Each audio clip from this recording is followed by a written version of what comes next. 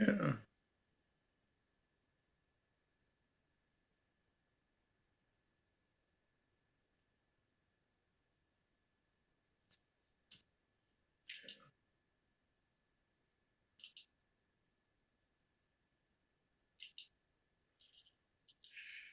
Great.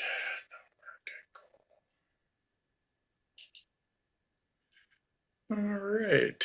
Um, Anybody that'd like to join the panel, raise your Zoom hand and Marty will probably let you in while I'm getting everything else started.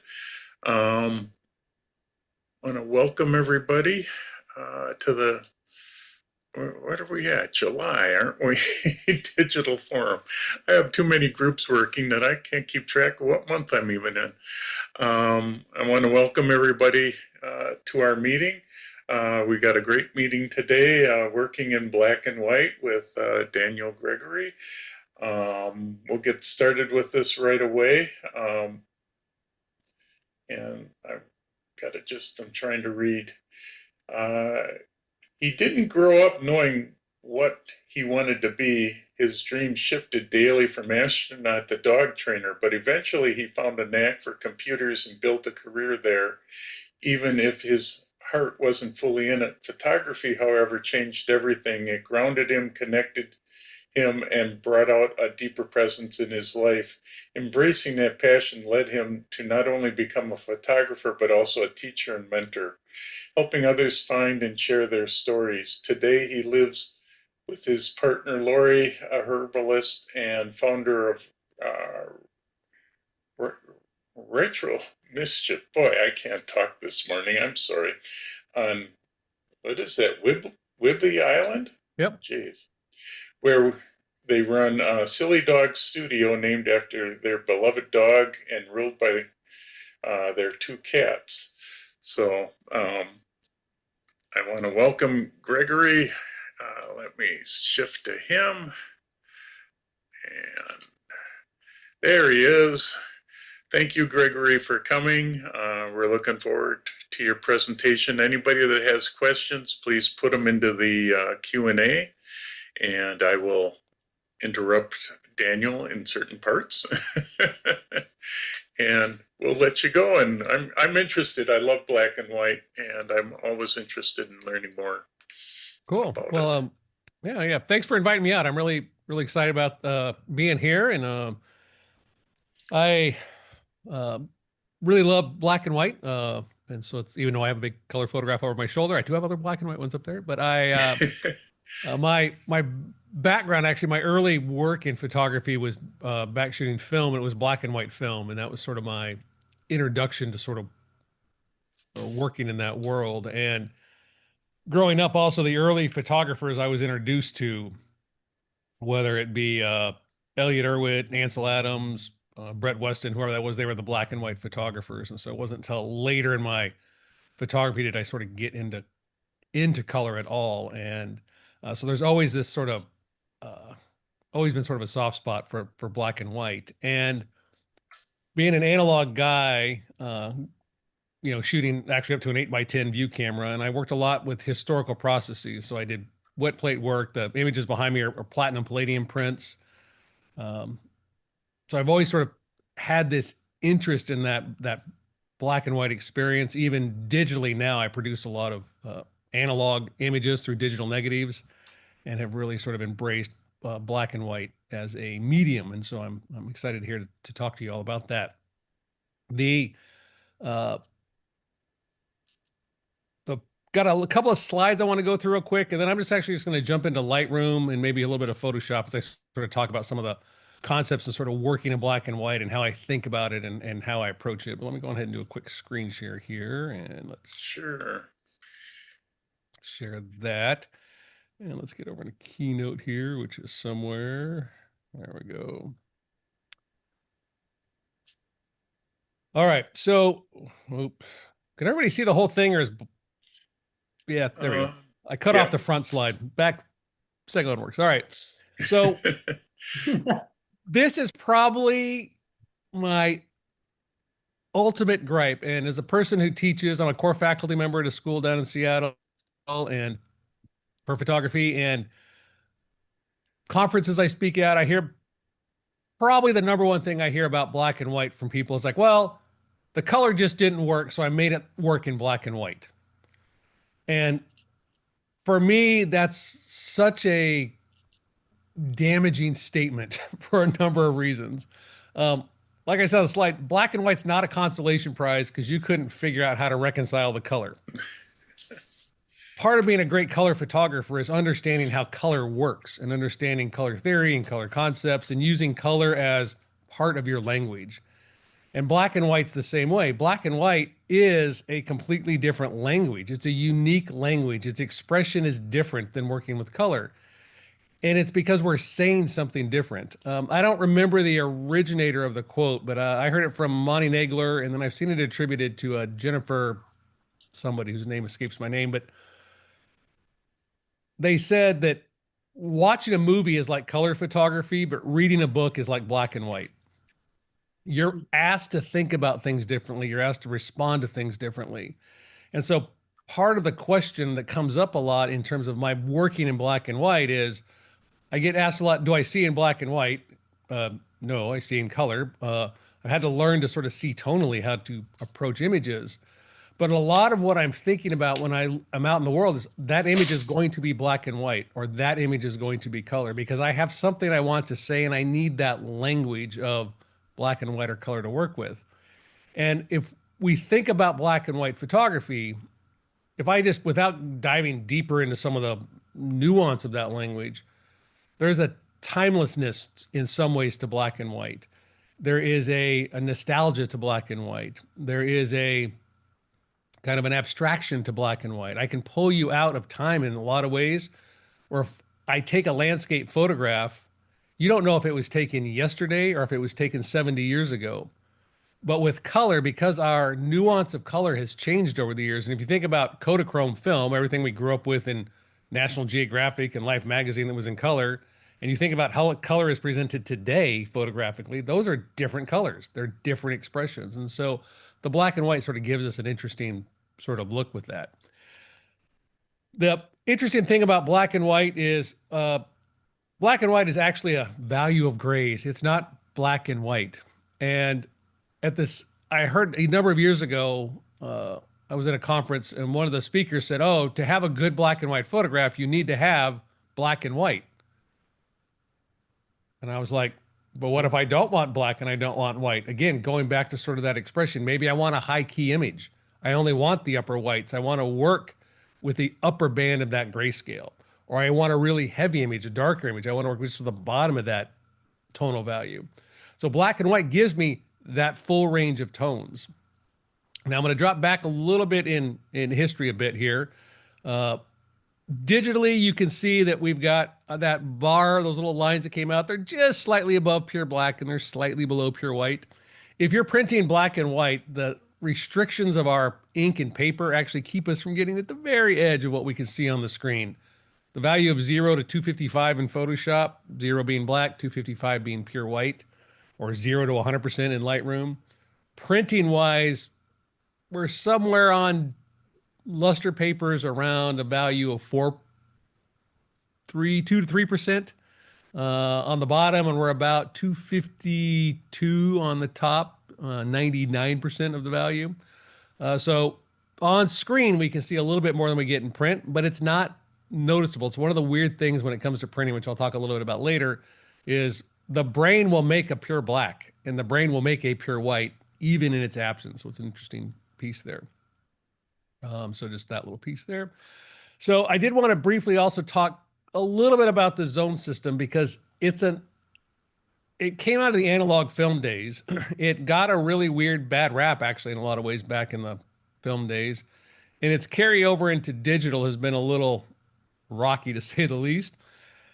But what the zone system was about working with printed materials. The actual analog film, a traditional film like a Tri-X, an Acros, FP5, actually holds about 18 zones of light. So the dynamic range of film, think of it as 18.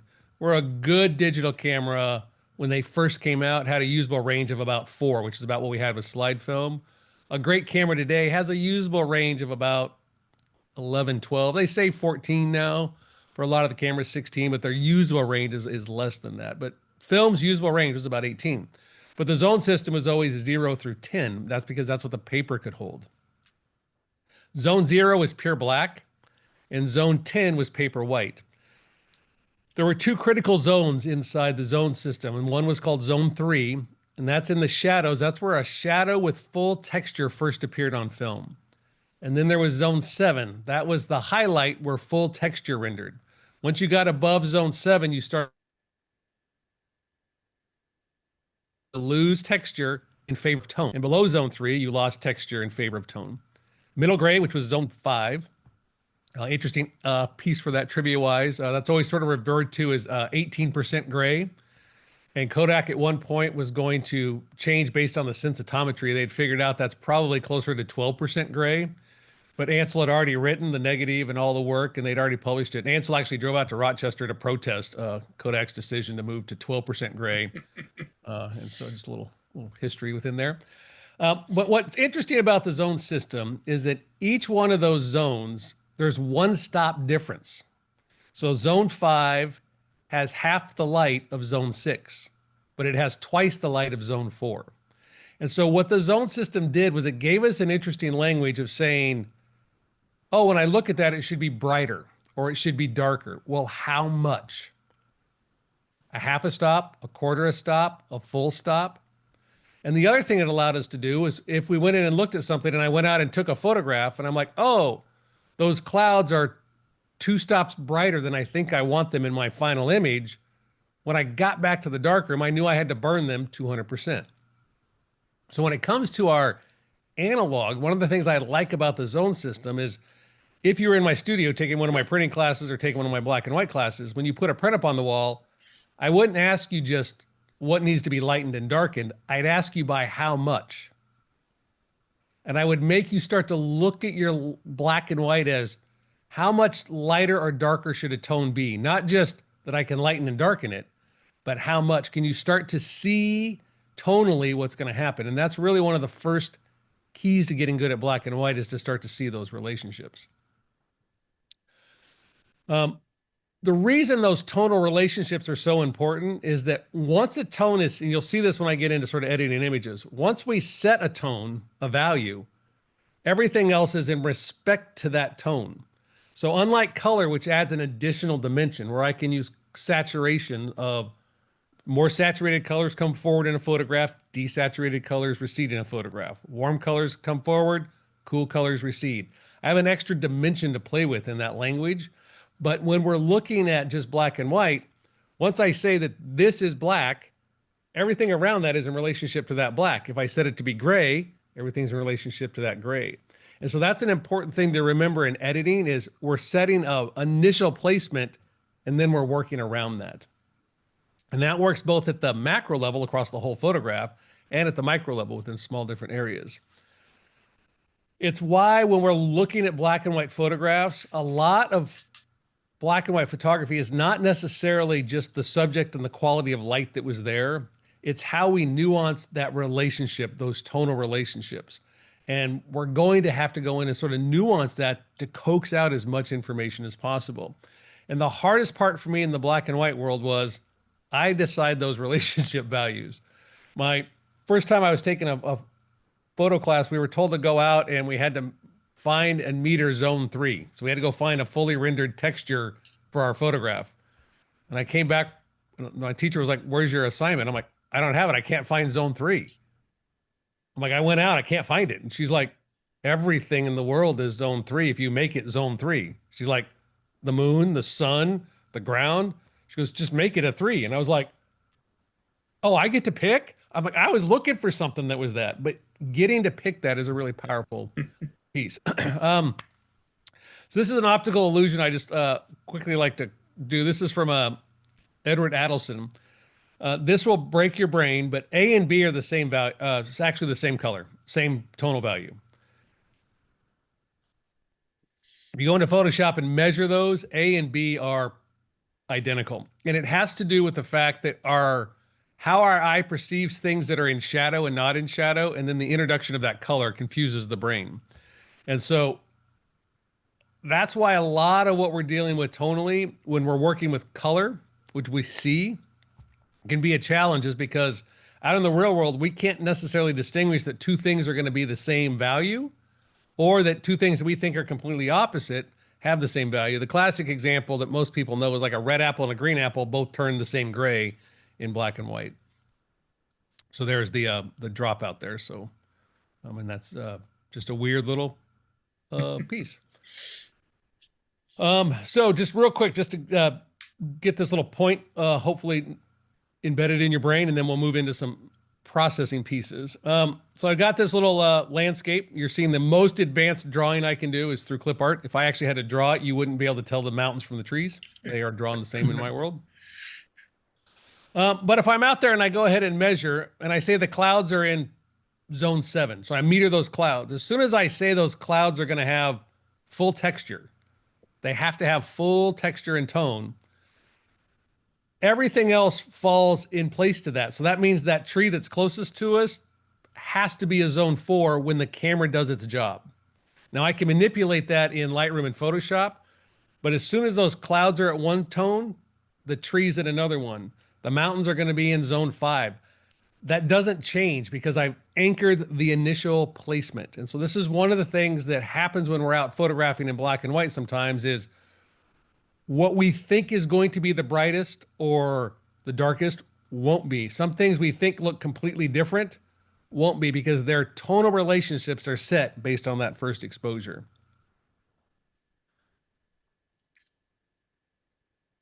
We are limited in post-production with what we can adjust. And so there's some massive manipulation we can do in Photoshop to really break that. But in general, if we're working in Lightroom, we're working in On1, DxO, with those base tools, we're sort of limited in how far we can push that before we start to get weird artifacting. And I'll show you some of those artifacts that we watch for. But in that process, those become sort of points of contention. So this is assuming a 8-bit JPEG file because my brain can't do the math for the 16-bit files. It's too many numbers. But we often hear and have talked about exposing to the right. And I just wanted to break a histogram down real fast to sort of talk about that component because I do think it's an interesting piece for the black and white world, depending on your mindset going in. When we break a histogram apart and we talk about exposing to the right, it's because there's more data actually captured on the right-hand side of the histogram. So in a base 8-bit file, we have 4,096 levels of tone to work with.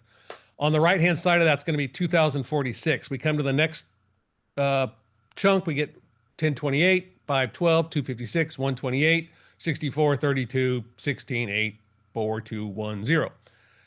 So the farther to the right we are in the histogram, the more information there is for us to manipulate. And the cameras have gotten much more sophisticated with their processing of shadow information and being able to pull that up and expand that without introducing as much artifacting, i.e. noise. But they're still somewhat limited in just the functionality of how the sensor works.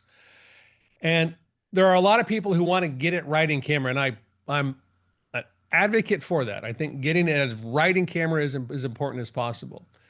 And at the same time, if I know I'm working in black and white, and I know I'm going to be manipulating those tones, I'm going to cheat my exposure a little bit to the right. I'm going to cheat it a little bit brighter than I want to, because I know I'm going to need to pull some of those highlights and pull them down to help separate some of the microtones. And I want as much of that information there as possible. So when I open up an image, a lot of times that I'm thinking purely in black and white, it always has just a wisp of probably being more overexposed than I want, knowing I'm going to have to correct for that. Now with the cameras I shoot, on the back of the camera, I've got about another stop and a half, almost stop and 3/4 of reusable data. So I know as long as I'm to the right side of that histogram, I still have a lot of information that I can't even see on the histogram on the back of the camera because it's the JPEG version. So, but that little bit of exposure is going to help me out when I come into my editing process. So for color, I don't ever really think about that because I don't want to have to process as much, but black and white is such a manipulation of the tonal values. I think about that process. Couple of things about how we perceive tone. We respond just in our nature of, as being people. We respond to high contrast more favorably initially. If I put up a high contrast and a less contrasty image of the same thing on the wall at the same time or on the screen, almost everybody will gravitate to the high contrast image first. But if I tell them, okay, you're going to go put both of those over your couch and you're going to live with them for a year, almost everybody drifts off the really high contrast one. The energy, for lack of a better word, the excitement that comes off that high contrast exhausts the brain's processing quickly. And we like to look for the nuance, the subtle nuance within the image over time. And so high contrast is really easy to be like, oh, that's amazing. But if we pull that back a little bit, we end up with a photograph oftentimes that will favor the complexity over. And then the variation in the tonal range and how much different tones are in there and how the light wraps around things is really what evokes our emotional response to the photograph. So that variation is important. Wanting to make sure we get to that point. Now, we can be extreme. I've got a fellow photographer here up on Whidbey who's got an image called Black and White, or a book called Black and White, and it literally has black and white. There's no midtone at all. That's the nature of the book. I have a photographer friend, and there's a great, I can't remember who says the quote, but he says, God is in the midtones. And I have a friend, he's like, oh my God, that explains everything. As an atheist, that's why I can't do black and white, because he can't do midtones. So a couple of considerations for working in black and white. The range and quality of light, tones, the textures, shapes and patterns, contrast between light and dark, the emotional overlay, thinking about like, oh, I want this to sort of have that feeling of black and white, the nostalgia, the mystery, whatever it is. And then the relationships of the subject matter. Everything that matters in color still matters. It just matters differently.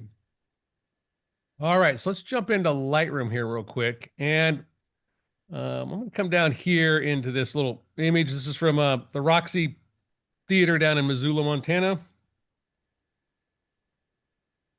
And one of the things that, when working in black and white, and now this one I chose to sort of start with because I had sort of imagined this in color, but I thought it'd be fun to play with a little bit in black and white. And we'll just do a reset here so you can see there's no base adjustment to that. And when working in black and white inside of Lightroom or in Lightroom Classic, I just happen to be in Classic right now, but in Lightroom, same exact workflow, tools just different order. The black and white button here, or the V key, is going to put me into Adobe Monochrome. And this is what Adobe sort of creates as the base world for the conversion process. And that's done through the use of one of the profiles. And if you've never used a profile is basically the architectural blueprints for how the photograph should be processed. So it determines all the data that comes in, whether it's a JPEG or a RAW file. It says, oh, this is how all of that stuff gets to look. It's before a slider gets touched. It's a base foundation for how the thing is going to be created. If I click into those profiles, there's a couple of options, and it all depends on the camera you have and what you have installed. But there's an option for camera matching for a lot of people, and this is the profiles that exist on the back of the camera. And so here you can see, here's a camera landscape, here's a flat, here's a standard, there's vivid. So if you have your camera set to say vivid, and then you bring it into Lightroom and it looks terrible, it looks like that, it's because Adobe's applied their profile versus the one you have on your camera. It hasn't respected that. But you can see that in my Nikon, there's a bunch of different variations for how that black and white could have been processed. There's a black and white.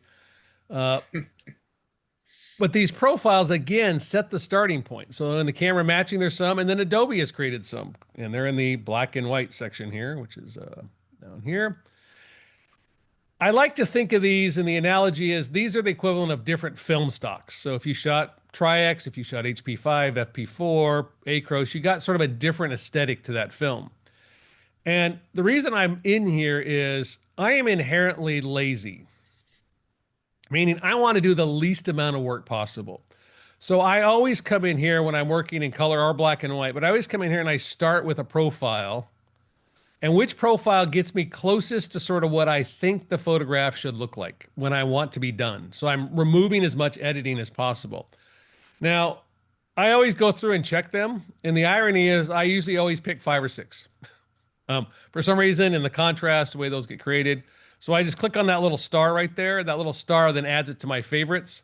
So then it's just in the pull down right here. So I can choose 5 or I could choose 6, whichever one of those I want to work with.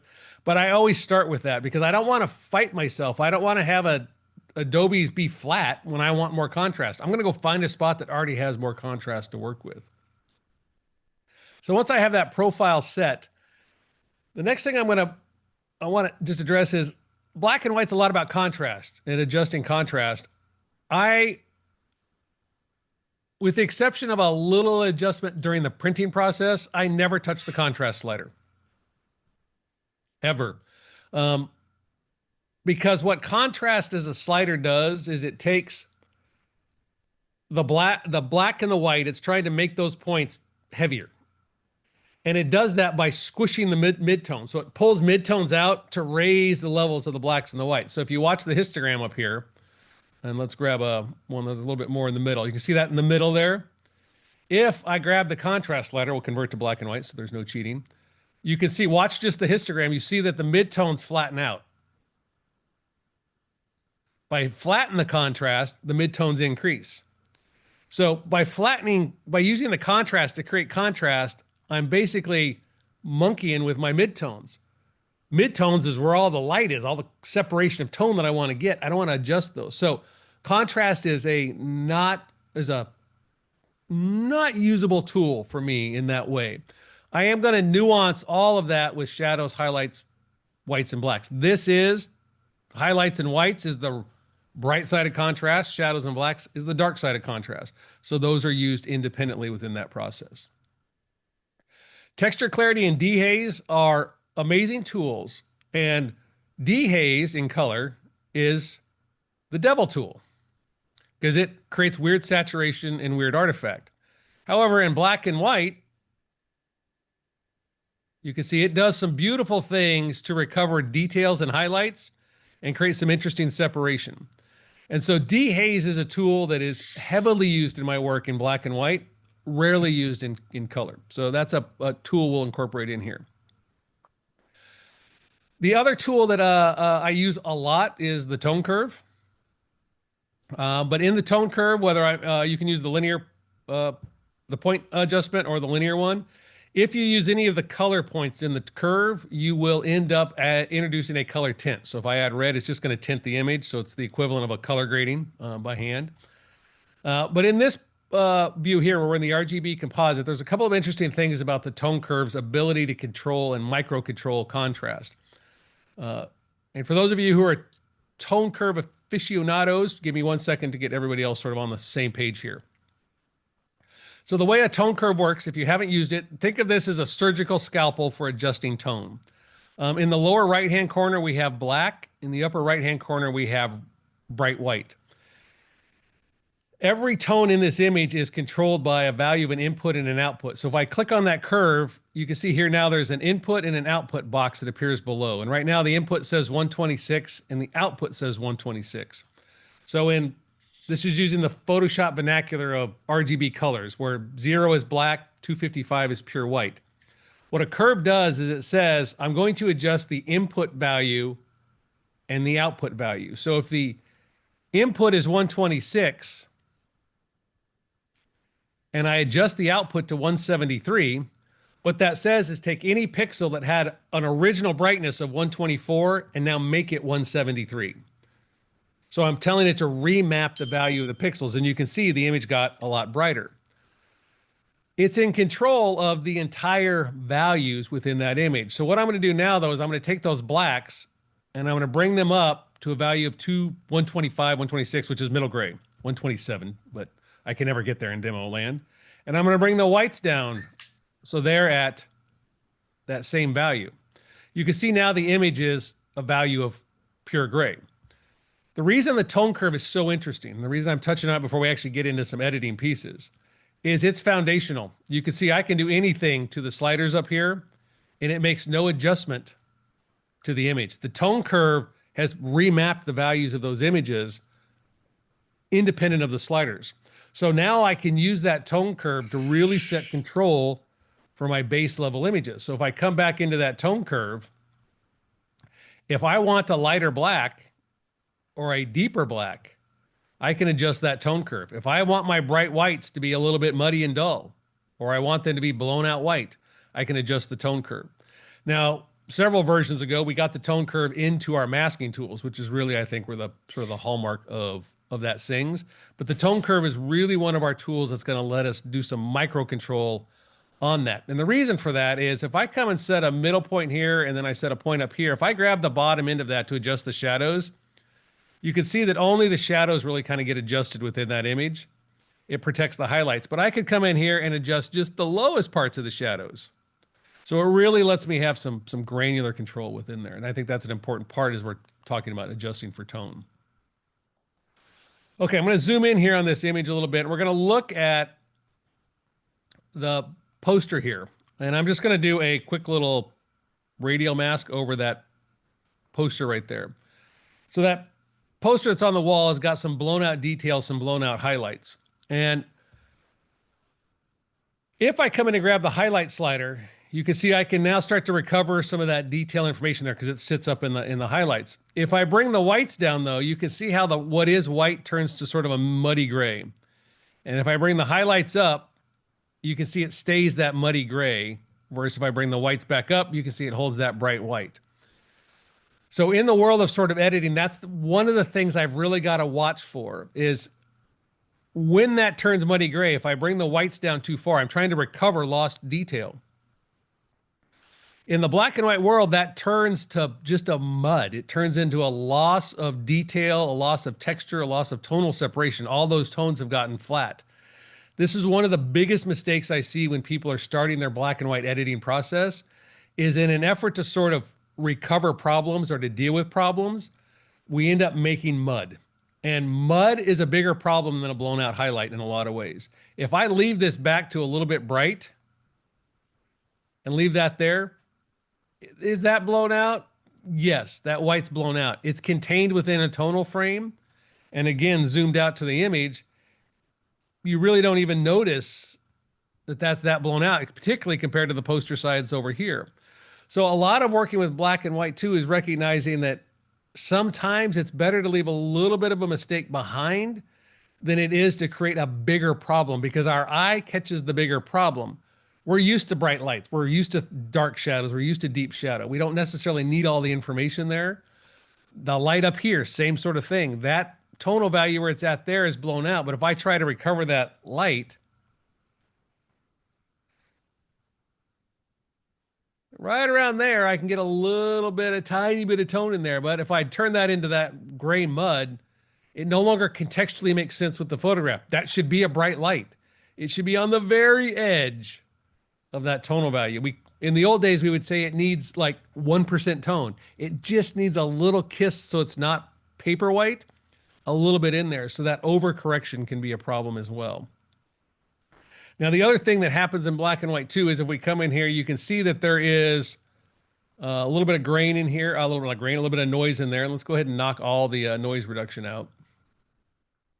So in the color world, we can see that that noise sort of sits up in there. You can see a little bit of that color noise that sits in there.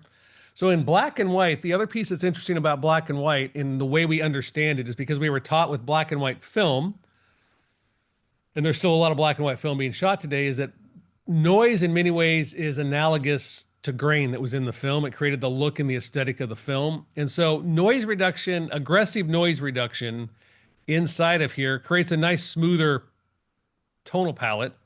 But we don't necessarily need to be as aggressive in noise reduction when working in black and white, because that subtle texture of the noise can actually enhance the understanding of the photograph.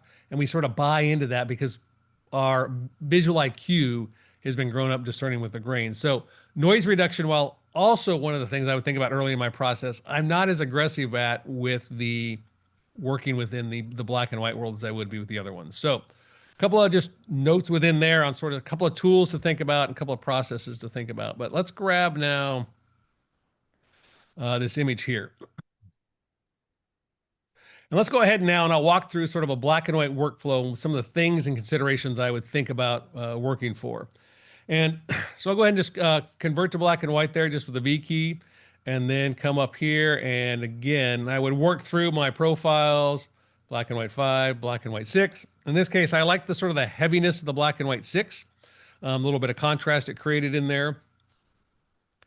And so at this point, the next thing I do in my workflow is one of two things. I either sort of sit here and think about who and what's important in that photograph. And so in my language and sort of how I think about my work is I think about every photograph as a theater production. Stick with me for a second. That everything in that frame is on the screen, and on the screen is on stage of a theater production. Some of them are actors. They have speaking parts. Some of them are props. They're pieces of furniture. Some of them are lights. Some of them are direction by the director. Some of them are sound mixing. There's all the different parts that sort of pull this together. And so what I have to sort of figure out is who's the main actor? Who is the secondary actor? Who's talking? Who's not talking? Who is providing supporting role? Who's doing what in those pieces? So what it does is it allows me to kind of look at the photograph and decide before I even touch a slider, who and what needs to be emphasized. One of the biggest mistakes I think people make in the black and white world is they come in and they start doing this without a plan. And then they go like, okay, well, that looks cool. Well, that's cool, but is that to your intention? Is that to your purpose? Is that to what you want? But when we sort of think about who and what matters, it lets us get that dialogue going and letting me know what to edit or not to edit. So this big rock over here, that rock there, that's an important piece for me. The water is all important, but I like the water there, and that water there is really significant to me. These little rocks over here, they're secondary, but I want to make sure they each get their own voice. These trees back in here, they're secondary set productions, but I want to make sure that the tree light values back in there, sort of those ferns and the fir, get to stand out from the other ones. These little ferns that sit here on the wall there, they're significant. This little line of light that runs right along that edge kind of mirrors the waterfall. I probably want to accentuate that a little bit. This front log is a sort of a main character that's talking to that rock. So I start to think about those little elements of who I'm going to emphasize and not emphasize. And the other piece in sort of the black and white you'll see is that very little of my work is done globally. A lot of it's going to be done with mask and masking tools. So I'm going to just get the base level exposure sort of set, but it's not uncommon for me to have 15, 20, 30 masks sometimes in a black and white image as I'm working different elements within the photographs. So in this case, I just want that image to be just a little bit brighter. I want those blacks to not be super heavy. And I'll go ahead and I just want to open the shadows up just a little bit and then recover a little bit of the highlight and just a little bit of the white there. So again, I'm a little bit brighter overall than I want to be. I always want to start to the bright side and work my way sort of into the darker side. I'm going to come down here and I'm going to go ahead and just hit a little bit of dehaze. This is the other reason why I like to be a little bit bright. That dehaze is really sort of giving me a little bit of that contrast back. And the reason I like the dehaze is if we look at that part of the image down there where that water is, you can see the dehaze really starts to make some nice little nuanced texture in there, almost like it got a polarizer put onto it, onto that water. So that sort of gives me a little bit of work there. And then I always add just a little bit of texture because I complained when the texture tool was made because it originally was built for portraiture to the negative to smooth out skin. But to the positive side, it was great for landscape people because we got to get little micro textures with no sharpening halos. So a little bit of texture there.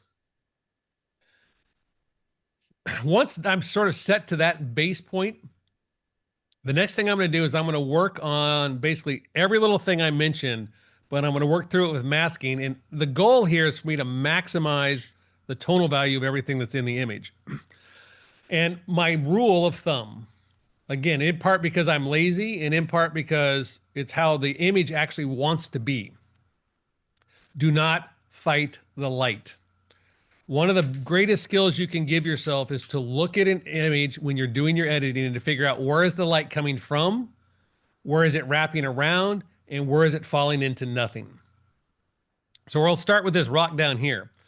If we look, the light is coming in and sort of hitting the top of the rock in this front face side. And if I come out of color into black and white, you can see that the shadow sort of sits over here. The light sits at the top and kind of wraps this way. So for this rock, I got a couple of options here. I could select the whole rock, or I could work the light and the dark side separately. So for what I'm going to do is come into the masking tools, and let's just go ahead and do a select object. And let's see how Adobe does here. See if it gives me my rock. Gives me my rock. Great. So in this case, I'm going to go ahead and I'm going to darken that rock down a little bit. Bring the highlights up a little bit. Bring the whites up a little bit. And you can see I'm just creating a little bit of contrast within there. I'm using these tools to sort of create the contrast in there and just lighten and darken that rock a little bit. Now it's kind of got its base overall contrast sort of set. But I'm going to come in here, and again, this is where I'm going to use the tone curve a little bit. I'm going to lighten the shadow up a little bit. I'm going to darken those midtones a little bit, bring those highlights up a little bit. I'm just trying to separate tone within that as much as I can. Now let's zoom in a little bit on that area. And what I'm going to do now is within that rock, I've got sort of my base contrast set. So now I'm going to come in here and let's create another mask, and let's create a brush on this.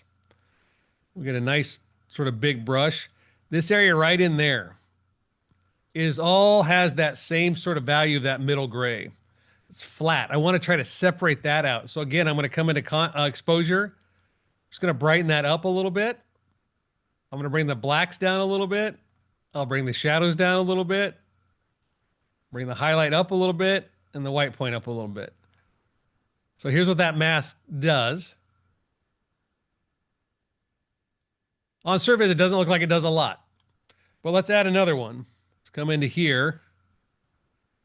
Get that little bit there. And let's add just, again, a little exposure in there.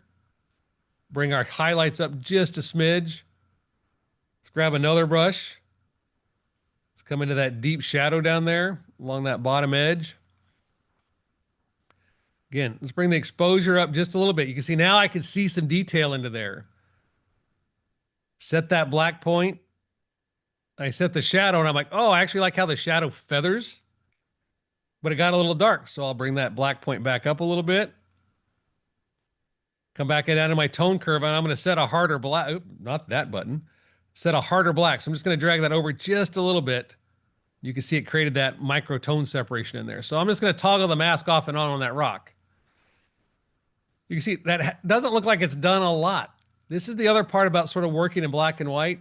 What I'm trying to do is nuance out as much of that tone as possible. Now up here, I've got a little blowout problem on my top of my moss up there. So again, I can come up there and you can see if I bring the exposure down, it gets that muddy characteristic. So that's a highlight and a little bit of the whites to come down. So now I get that texture that's in there. Get another brush. I like that little spot. I want that to be a little darker.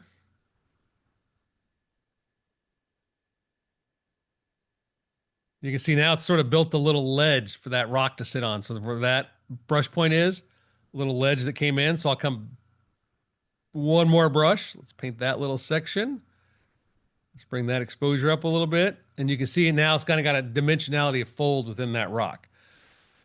So again, if we come back out to the base image here, let's come to 100%. Again, all that work on that rock just to create that micro separation that's in there. We'll do the same thing now. I'll come over here, back to that area back in here. Let's just put a linear gradient in there. Bring our exposure up a little bit. Again, let's bring our blacks down. Bring our whites down. Ooh, let's not bring our whites down. Let's leave our whites up. Bring our highlights down a little bit. Okay, and you can see that that's just building some contrast back in there. Again, now I can decide sort of how light or dark for that. Again, I've got to get rid of the waterfall area there. So again, I'll just subtract. In this case, just take a brush, get off that waterfall because I don't want to darken that up. Then back in that area, again, in looking at the color version, it's all green back there. But you can see there's a little waterfall back there. So I'm going to go on ahead again and subtract a brush. And I'm going to get in on that waterfall back there. That little bit of water in there. And this I'm going to, again, come back to in a second. I'm going to brighten that up. So again, I'm going to come in and just subtract out any areas. Each brush gets its own, each subtraction gets its own brush. So again, I'll come in and I'll subtract this area out a little bit. Those ferns out a little bit, subtract that just to get a little light back in there. Now that waterfall, again, I'll create a new brush. Come back in again, paint that little waterfall. No, come back in on a new brush. There we go. Paint that little waterfall, get a little bit of light back in there. So now it looks like in Reconciles, there's that second waterfall back in there. And I'll work through the image over and over again to get that look. And eventually I'll end up somewhere in that range. And you can see here, there's the 18 mask. And here's the, so you can see lighten the moss up there, dealt with the piece back in there, adjusted the brightness of the waterfalls. But each little rock, each little piece just got that nuance sort of component as it moved through. Same thing here. If we come and look at, this one again in color. Oops. Oh, yeah. I know. That's the new tool. Got it. That's what happens when you don't touch the button. Before, after, again, just each little leaf comes in. In this case, you can see the dark side of the leaves get darkened. The light side of the leaves get lightened.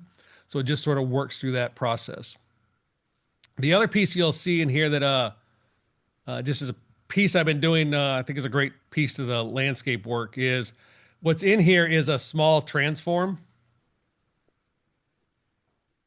There's as shot, and there's the correction. You can see it just sort of takes what is a slope back this way, sort of flattens it up a little bit, makes it a little bit taller in the landscape, helps accentuate the waterfall a little bit. So transform tool, not just to fix the rectilinear, but just for that as well. Now, the other couple other things I wanted to quickly talk about in the as I try to fit everything in an hour is if we come back and sort of look at one of these images in the original version.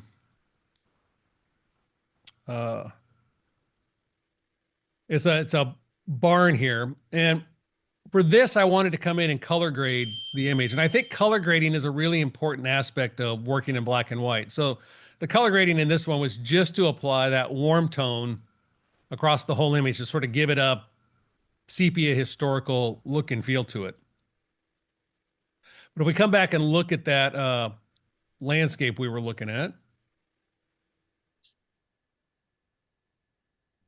if I come in and look at color grading in here. So for those of you who haven't played with the color grading tool, it used to be the split tone tool, but it's for creating and introducing a slight color tint to the photograph.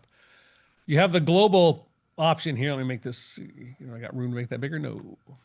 So in that tool here, the dot on the outside is your hue, and you can see it adjusts the hue slider down below. The circle in the center is your saturation. It's how much tone or tint are you going to add to the image. If you hold down the shift key, it'll actually pin your hue and allow you to only adjust saturation. Great once you pick the right hue. If you hold down the, it's the option key. No, it's the command key or the control key in Windows. It will lock your saturation and adjust just the hue. So two different pieces for that.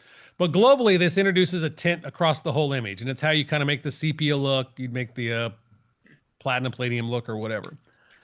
In here, though, is if you look at the three here, you've got shadows, midtones, and highlights. Same tool. If you look here, it's just the bigger version. Luminance slider is a boost of luminance because as we introduce that color tint, it can suppress the color a little bit. One of the cool things about this tool, though, is there is no midtone slider for luminance in Lightroom. It's in Capture One, it's in DxO. But this luminance slider, you can see, will actually just give you a little boost to your midtones or darken just your midtones. So it's even if you don't color grade, it'll just give you that little bit of boost. Cool little piece with that. But in working in black and white, one of the things that, again, psychologically, when it comes to color, a cool color recedes, a warm color comes forward. So knowing that, I could take things like my shadows and let's introduce just the slightest color tint to the shadows. Just a little blue tint, blue cyan tint in there. And if I come into the highlight and introduce just a bit of warmth to it. Now, if we look at that, your eye is not going to see a huge difference then. It's going to make an adjustment. But if I toggle it off and on, you can see it's all of a sudden the neutral one feels sort of almost warm as that color's in there. Oftentimes with that black and white, just a little introduction of a tiny bit of color grading, your saturation, no more than 10, 15 at the most, can really sort of make a difference in sort of helping separate some of those tones visually. The eye picks up on the difference between the warm and the cool and actually helps with some of the micro separation that's within there.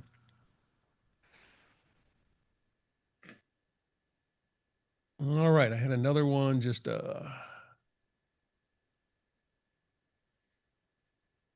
was to do here? It was oh, there it is.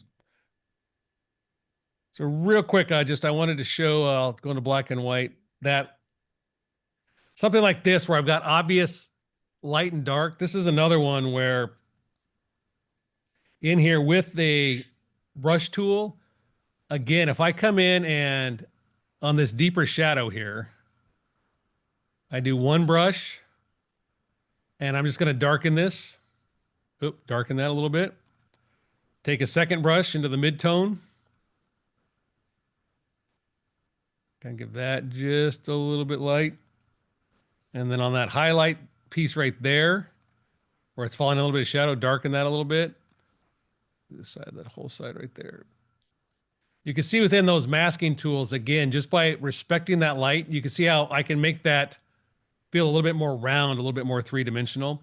So that's one of the things, anywhere where I've got anything that's got a rounded shape to it,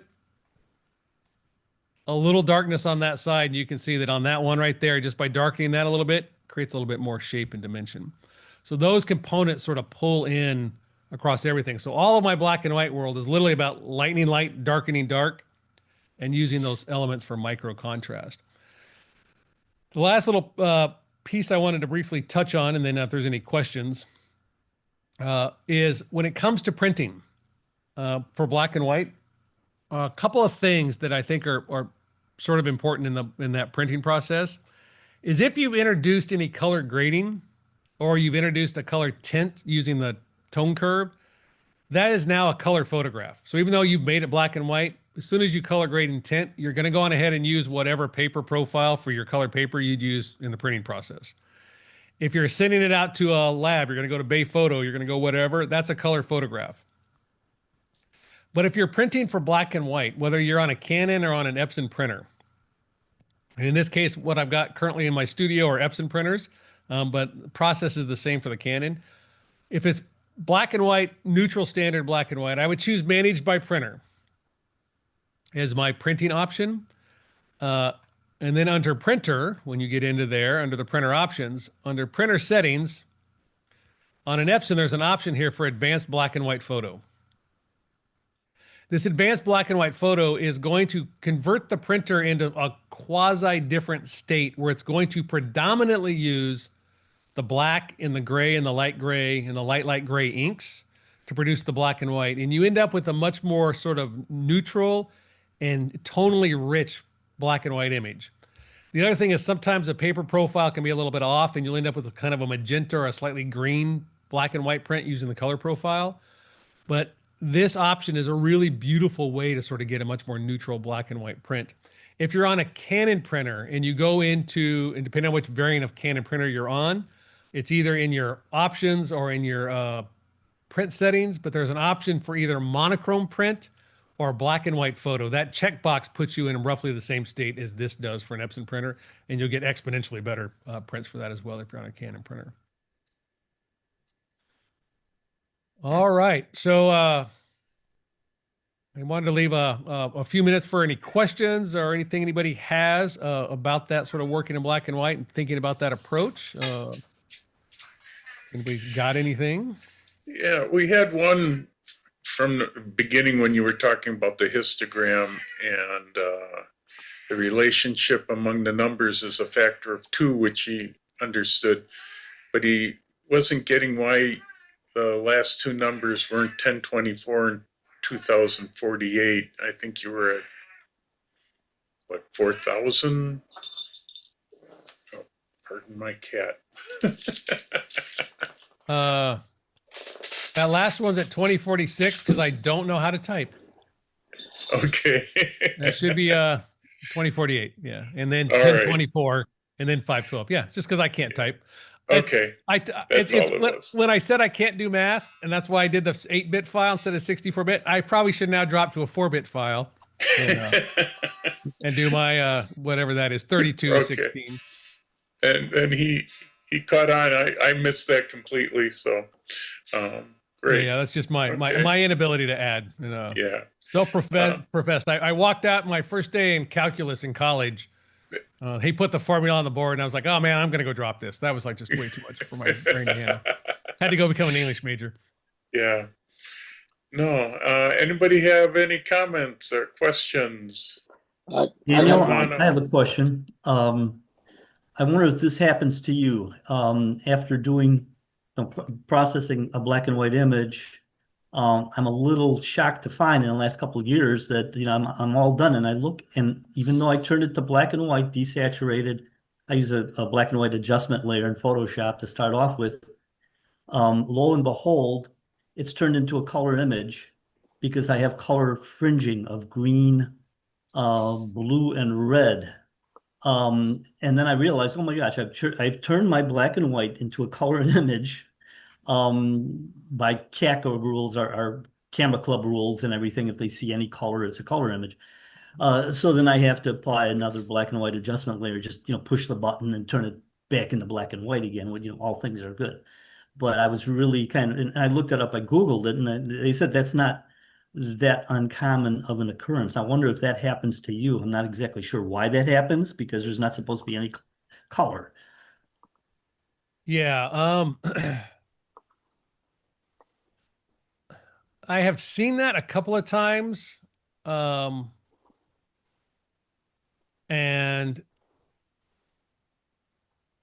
my original thought was it was a byproduct of the chromatic aberration. And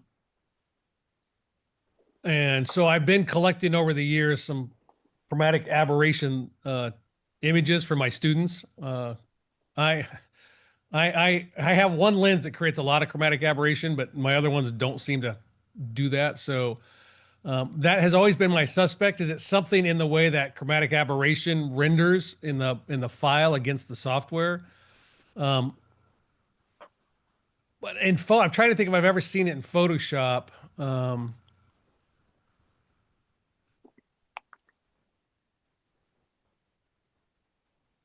Yeah, because I can't offhand, I can't think of a time where I've seen that in Photoshop. But in Photoshop, I rarely use the black and white adjustment layer. I usually use the channel mixer or a gradient map. So I'll have to go play. I'll go in and play a little bit with that black and white adjustment panel, see if I can get that to show up. Because it wouldn't be beyond the possibility that there's a bug in Photoshop that's just at the fringe of occurrence where there's some other layer. I mean, all it takes is a certain layer stack order, and there's something Adobe hasn't seen before. But yeah, I can't think of a time I've seen that in there. Yeah, so no, I don't have a good answer for you on that one. Okay, thanks. But you have seen it though. I have seen that. Yeah, I have seen that on images some of my students have brought into class. And of course, it's a printing class, so we went down the printer driver rabbit hole. I'm just wondering, where does the color come from after you've turned it into a black and white? Supposedly you've desaturated everything, and then it comes out in the end as but it is related to chromatic aberration, with the fringing. Yeah, my guess would be it has something to do with the way the blend modes are stacking things, and one of the blend modes of a layer above stream might let something sneak back in. It's like calculation error. Yeah, what would be interesting in the next time that happens would be uh, if you've got multiple layers, instead of adding a black and white layer at the top, take your original black and white conversion and just move it to the top of the layer stack and see if that also makes it go away. Mm. Because then you could uh, return it to the bottom and then individually turn off the layers above one at a time and see if one of them makes the chromatic aberration issue disappear. And then you would know which layer caused the problem. That's a good way to do it. Yeah, thanks. That's a good And then point. that way, if it would multiply or a linear burn or whatever, whichever one of the blend modes would be, that would be it. That's how I would troubleshoot that probably, would be to figure out who caused the problem. Great. Thanks very much. Yeah, Yep. good idea. Yeah, and I guess that's happening with people using Photoshop Elements because Robin says she has that same problem happening there. So Yeah, and it wouldn't. Yeah, my guess is the other thing I would do if it's happening for more than one person in Elements, everybody who's got it, I would go submit a bug to Adobe's Elements forum. And not the forums where you go get community help, but go up and submit a bug report to Adobe. If you search for like bug submission report, blah, blah, blah, or hit the feedback button inside Elements and send that to Adobe, it wouldn't take very many people for that to come up to somebody to realize that actually might literally be a problem that needs to be resolved. Adobe is incredibly responsive to that sort of thing. A number of times I've talked to Adobe's engineers or sent in things and I've seen stuff show back up in Lightroom within a version or two. Bugs get fixed all the time. And so I would definitely, it wouldn't take 4 or 5, 6 you submit it. That's usually all it takes for them to be like, hey, that's actually an issue. It's not just one person's setup. So yeah. Steve Cole would like, could you repeat the print settings on Epson? yeah, I can. Yeah, I'm a little slow today. Well, Yeah. and I know they're sort of hidden, so it's not one of those things that are easy to spot. Yeah. So a couple of things. So for Epson, for your actual settings in there, print resolution, you want to be assuming, unless you're on a 44-inch 9570, but if you're on just like a P800, P900, 600, whatever, your print resolution, you want to be 360 pixels per inch. If you're on a Canon, you'd want to make that 300. And then under color management, you would change where it has profile to managed by printer. Okay. And then under the actual printer itself, under printer options, you'll click on printer settings. Clicked on printer. Okay. And then there's an option here for color or advanced black and white. Now, you'll choose advanced black and white photo, and then you'll get this option on that next tab over. The one adjustment I always make, and I don't know why, but it defaults to darker on the Epson printers for tone where this curve is. I always change that to dark. This is the most horrible, which says a lot about the Epson print driver. I think this is the worst of the pull downs because this is setting an S curve to build contrast into the print, and dark is no curve. It's just a linearization. But normal would be what a normal person would think is no curve. Yeah, that's what I would have thought. Exactly. So you choose dark. It defaults to darker to give a little more contrast, but choose dark because you've already done all the work on the contrast. So you'll choose dark. These sliders here will adjust your image, but you're not looking at your image. You're looking at Greg Gorman's image. So I never use those sliders when I'm printing out of Lightroom. If it's too light or too dark, I'll go back and adjust it in Lightroom. Then the last little piece, since I'm in here and I do this on the Canon printers as well, is this is a color tinting circle. You can see it'll tint the photograph. If I'm printing on luster paper, I usually have that. I go into the vertical and horizontal, and it's roughly a +2 on both. maybe up to a 4 if it's like a super premium luster with a real blue tint to it. What that does is it puts just a kiss of yellow into there, and it helps neutralize the blue of the paper. So you get a more natural looking highlight. And that's true on the Canons as well, but theirs is not a circle, it's a rectangle. But those are the base settings for the black and white piece for the. Thank you. Yep. Interesting. The one other thing, if you get in there and you don't see advanced black and white as an option, cancel out, and under color matching, it has to be set to either Epson controls color or Canon controls color. Every once in a while, Apple will grab that color sync because it's Apple. On Windows, which I don't have a Windows screenshot, but on Windows, that black and white mode is under below wherever media is set. But it's in there. You'll see no ICM, color, or advanced black and white. Thank you. You know, I'm not trying to ignore you Windows people. I was on the Mac today. Yep. Yeah, and for some reason the drivers on Windows is so much harder to find stuff. Yeah, yeah. It's I always tell everybody that in the printing world, Microsoft assumes you're really smart and allows you to screw everything up. Apple assumes you're an idiot and makes sure you will screw everything up. No matter which end, somebody's getting bit. Yep. Yeah. Great. Anybody else have any questions? I've got another one. On the subject of vignetting, I've had photos evaluated. I'm a judge myself of photos, critique readers for different camera clubs. And I noticed a lot of judges will say, oh, well, you should have vignetted the corners. You know, some say slightly, you know, so be careful. But a hint of vignetting will draw your attention, you know, to the main body of the photo and all.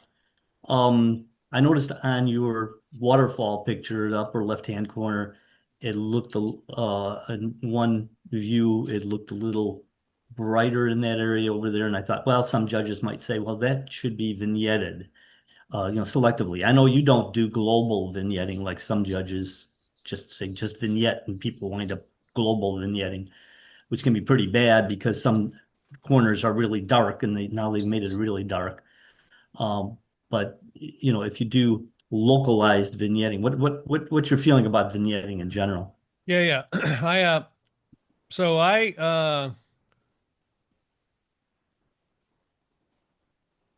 When I was doing analog printing, I was, you know, vignette the corners, complete your corners is what we were always told. And so, you know, if I apply just that little bit of a vignette global there, your eye will adjust almost instantaneously. You won't really notice it that much. I always joke that this is my favorite vignette. Is that one? But too heavy-handed, it becomes sort of it becomes obvious the vignette's there. And one of the pieces that I really try to drill into my students and my workshop attendees is, if I know your edit, you did something wrong. That the idea is that I don't know what you did. I just know I like what I'm immersed into your world. And so, yeah, if I see that heavy head, if that vignette's a little heavy like that, I'm like, God, that's got a heavy vignette on it. I'm not looking at your photograph anymore. I'm thinking about your vignette. And so for me, I do occasionally, we'll do a global vignette sometimes just to pull a little bit. But usually if I'm going to vignette, I'm going to use a radial filter, usually with a really soft feather. And so in this image, like I want your eye to sort of hit, say, this spot. I'm going to put that in there. I got to invert it. And I'm just going to give that like level of a vignette. I'm just going to make it really soft, but it's going to be where I want it to be. So if I move that around, I've got some control sort of over that lightening and darkening. But as a whole, again, when I think about sort of the vignette, I think of it as, again, going back to my stage analogy. The vignette is the job of the lighting master to spotlight something. And so if really what's important to me is that rock, I can get that spotlight on that rock, and I can also put a spotlight, say, on that spot back there. So I got two vignettes going effectively in that image to make sure you see the two things that I want. Now, if a corner is bright,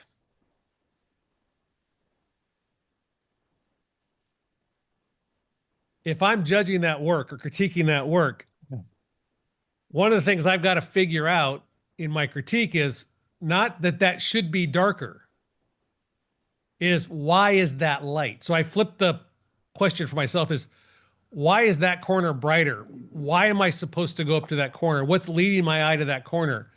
Because maybe that corner's brighter in an effort to balance. So in this case, by lightening the lower right corner, lightening the upper left corner, that's a situation of balance. So would I prefer the corners to be darker? Maybe, but that's a preference. But when I look at the photograph, does that brighter corner serve a purpose? Does it help me understand and guide? And if not, then I would look at all the corners. Are all the corners an issue? No, just the upper left corner is an issue. So you should have darkened the upper left corner, not necessarily vignetted the image. So for me, it comes down to sort of, again, thinking about each piece uniquely as its point of presentation and what's its purpose in that process. The other piece for me too is that, and I just was talking about this on my podcast in one of my conversations with a fellow photographer about composition, that we also sort of get bound by our own rules of what we think makes a good composition. And then we get trapped into that thinking. And so we're like, oh, good photograph, we should drive to the center subject with a vignette, without even realizing that subconsciously drives everything I look at, critique-wise, photographic-wise, processing-wise. And that part of our job as photographers is to always be challenging our assumptions about what makes a good photograph. There's what we know, but then there's also the problem of the I don't know what I don't know bucket. So by constantly challenging that, I can say to myself, oh, does that make that photograph work? Is that more interesting? Because if we come back to this corner over here, if I just come in now with a little bit of a brush and I just darken that up a little bit, that spot, in between these trees a little bit, very badly done. But all of a sudden I create some depth back there. I still allow that contrast. Is that more interesting photographically than just sort of darkening the whole corner? And I think that's one of the challenges in judging these days in critiquing is really sort of, what's that purpose? What's that for? And it slows down the whole process. And judging hundreds of photographs, it's a lot easier to be like, darken the corner, moving on. I got 200 other photographs to look at. So that's a very long way of saying that I think they're appropriate when they're appropriate, and I don't think they're appropriate when they're not. Thanks very much. In printing, your black and whites, do you tend to do more matte than glossy, or? Yeah, so that's a great question. So for those of you who are printers, you probably know that it seems a lot easier to print on luster. Matches that screen a lot faster. I would say, I'll put it this way. If you were going to desert island me, it's matte paper. 95% of what I print's on matte paper. There are some images where I want that contrast pop of the luster paper, but the softness of that, the richness of a black ink on a matte paper just once you get that tamed, once you understand how to make that work, I don't think there's a better way to present a black and white photograph than on a beautiful matte paper. And it's not to say that there's not amazing luster. I mean, I've got amazing luster papers over there, but and like one of the galleries I'm represented by, when the gallerist comes up, and I've got a new show coming up that's got black and white or color, either one. If they're printed on luster, he's like, I need to see that on matte. Like he's like the clients at the end of the day mostly respond to the matte paper as well. Now my night astro work, that's all on usually luster paper. But the black and white, yeah, it's mostly on a matte paper. On the Epson right now, I've been printing a lot on the Legacy fiber paper, which is delicate, but it's got a black that is just unreal. And in the on my Canon printers, I really am a big fan of the Canson Rag Photographique 310. I think it's just an unreal paper. Yeah, to that's print what I on for use. black I'm and just white. curious. Okay. Yeah.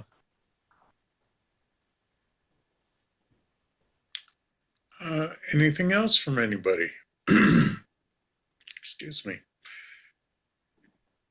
Well, Daniel, it was really very interesting. I picked up a lot of tips, and I've been doing this for 40 years. So every time I listen to a speaker, I pick up something new, and actually a number of new things. So I appreciate you coming and talking about black and white. We'll have to have you come back and talk some more on some of your other stuff that you talk about, because you do a lot of interesting creative stuff, and we're trying to explore all that stuff with this group. So Cool. Yeah, would love to come back. This is one of my absolute favorite things to do, is to do presentations and talk photography and meet new people. And so.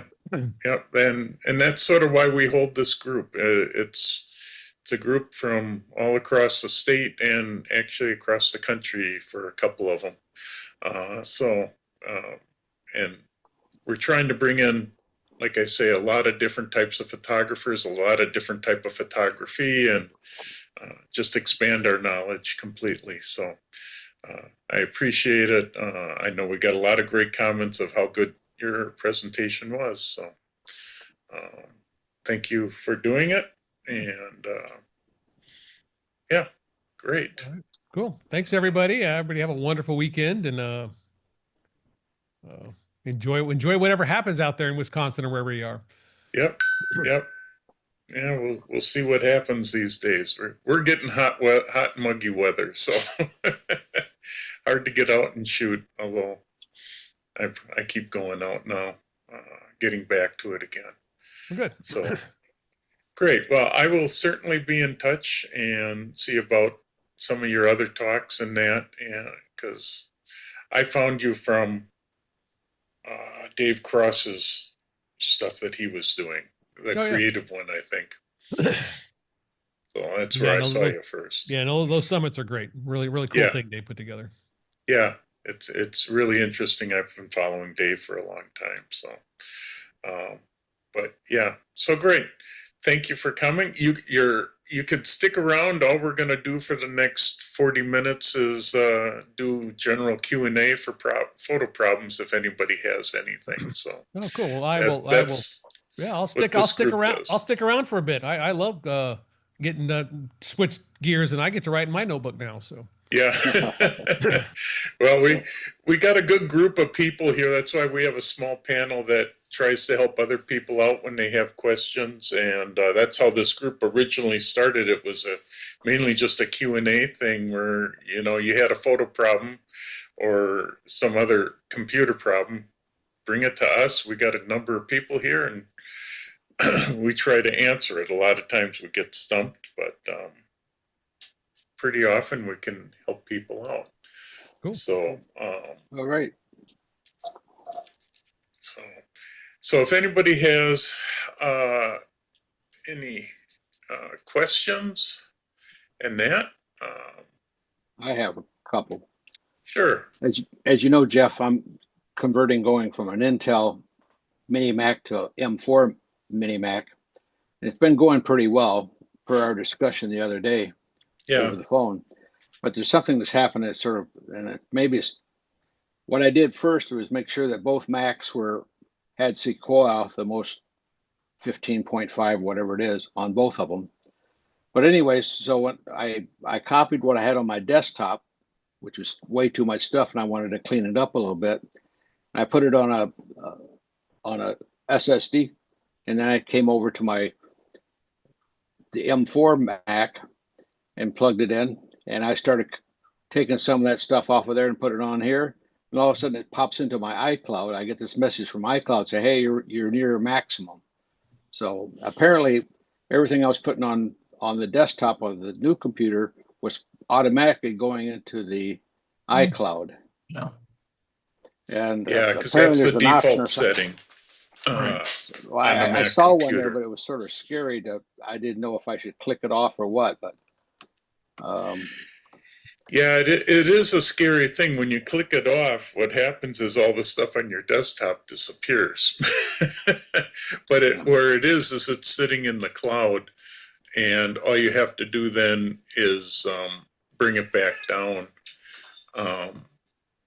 So what I've always operated on is I always thought the stuff on my desktop was just on that computer, Local. for that, and that's what it's always worked at for me before. But when I went to the Sequoia, apparently it changed something, the download or the upgrade. And now I was just wondering, because this was about 1 o'clock this morning. I was looking at this thing and I said, I got to go to bed, but it's just, I'm trying to figure out what I should do to get back to what I want. I want, when I put stuff in my folders on my desktop, I want it to stay on that computer. I don't want it to be seen by my laptop or my whatever that I might have. Right.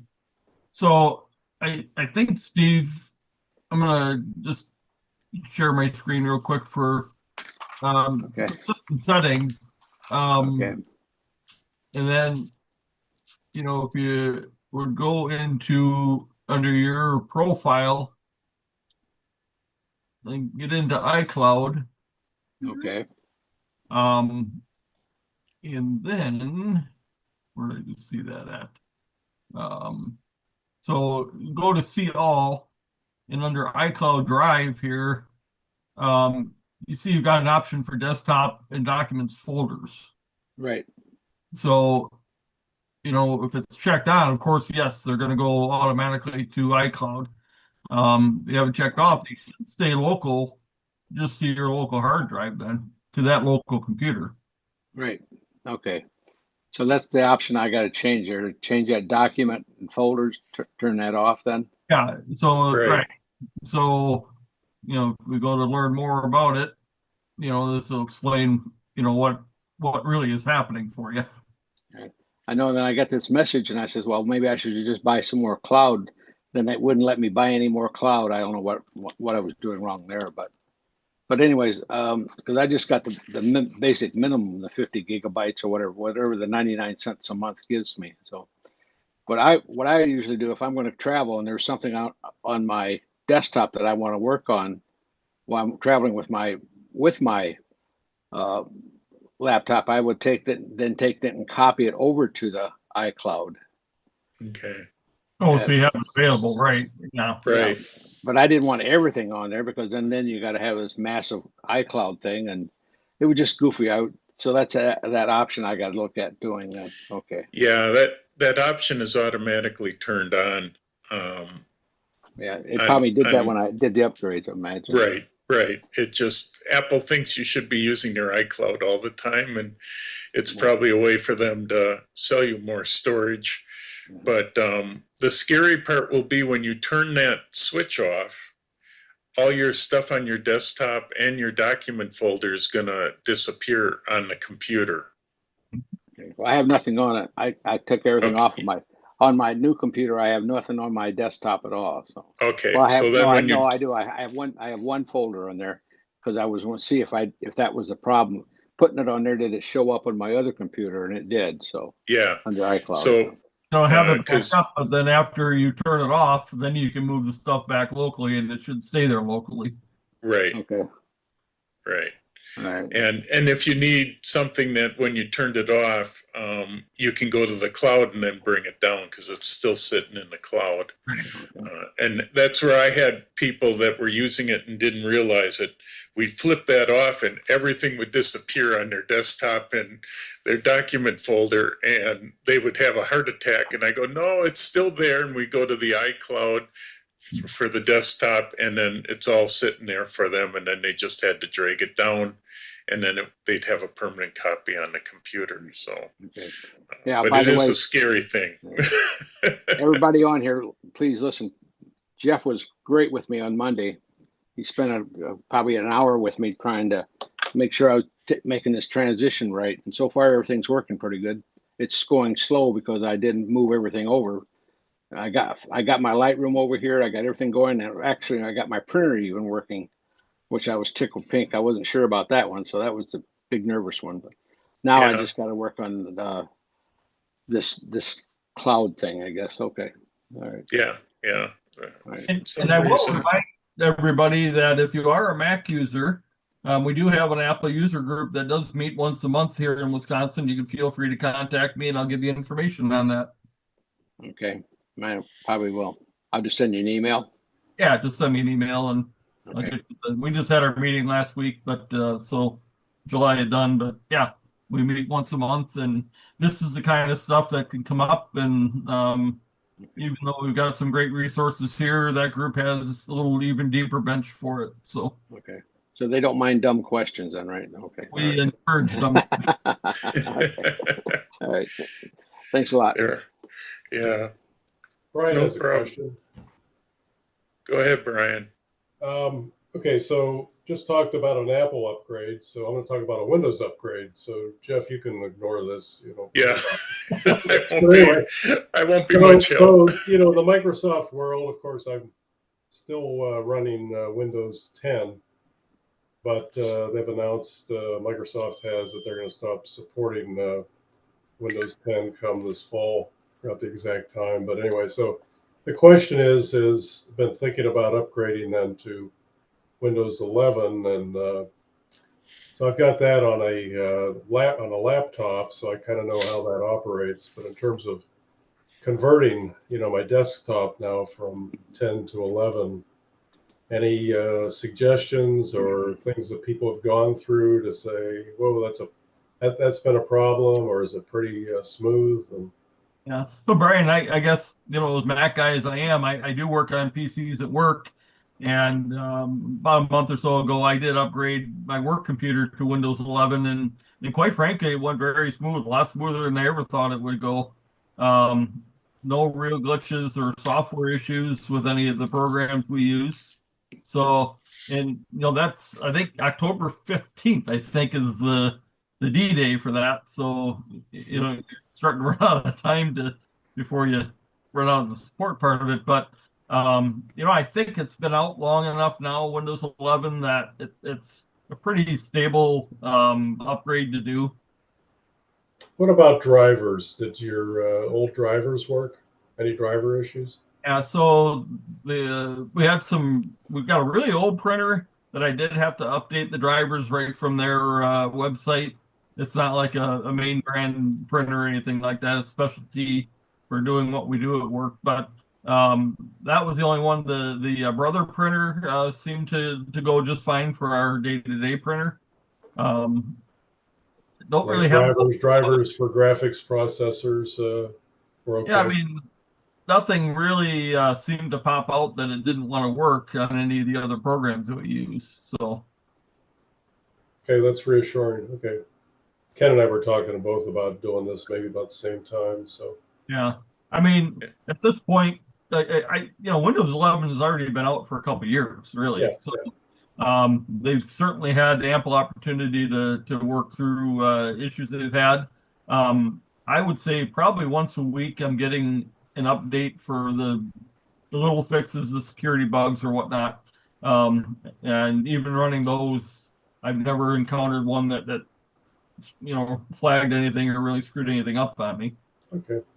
Thanks for that, Marty. Reassuring. Thank you very much. Yeah, Brian, Ken Cena also said the only real difference he's noticed between 10 and 11 is the start panel size, and the security in Windows 11 is far superior than Windows 10.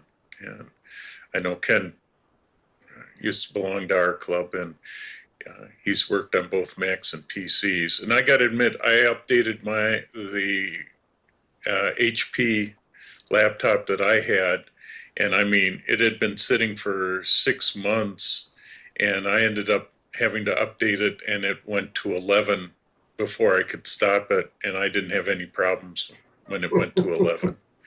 Hey, you got lucky. Good for you.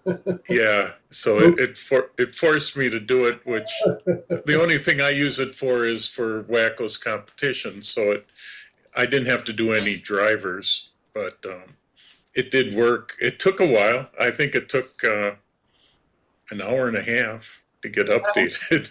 Yeah, that's probably about right, Jeff. It probably did take between an hour and a half, 2 hours for it to run and go through its start and stop cycles and all that.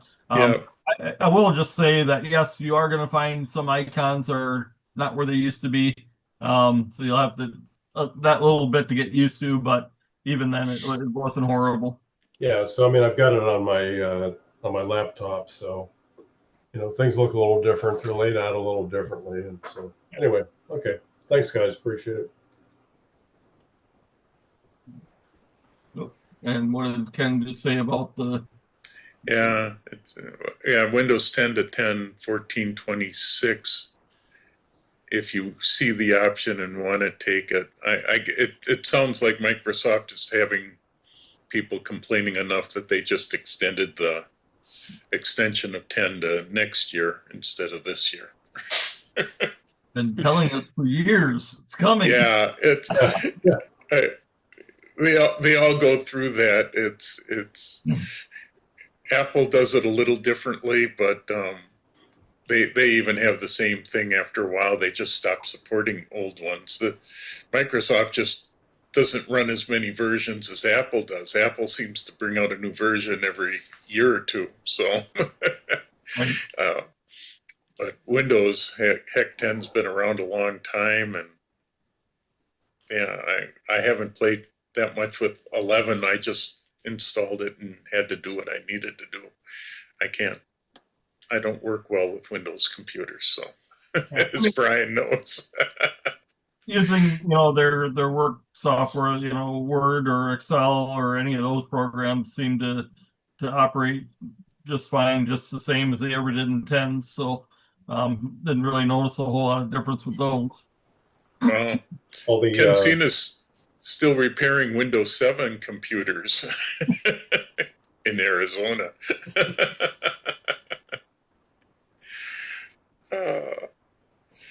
So I cut you off, Brian. Did you want to? No, that's okay. Thanks. Oh, but heck, and I think Time Machines, all the Time Machines, are still running Windows XP.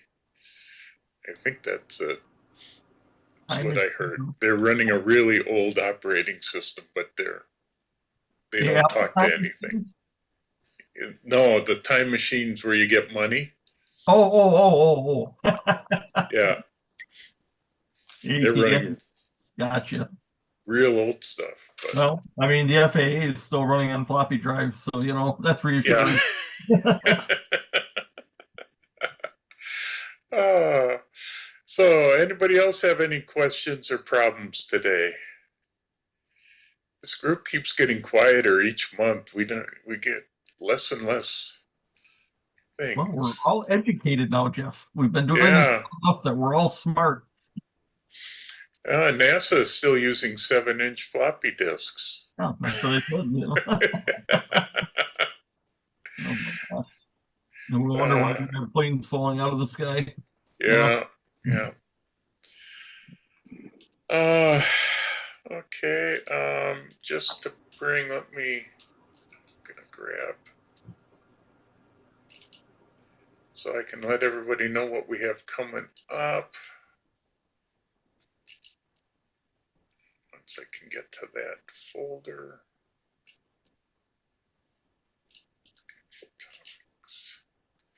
So next month, see. I guess I got to get to 25.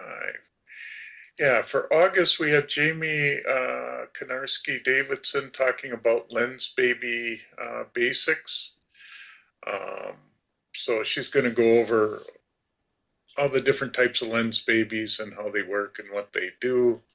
I don't have something scheduled for September yet, so that will be interesting to see what I can come up with. Hazel Meredith will be coming in October with creativity with your smartphone.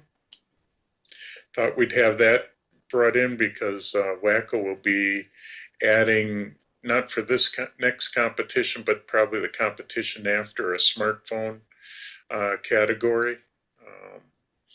So we'll have that. I've got Phil Itea talking about processing images using 4 different processing techniques. We'll have more on what that's going to be. And that's pretty much what I've got set up for the next few months.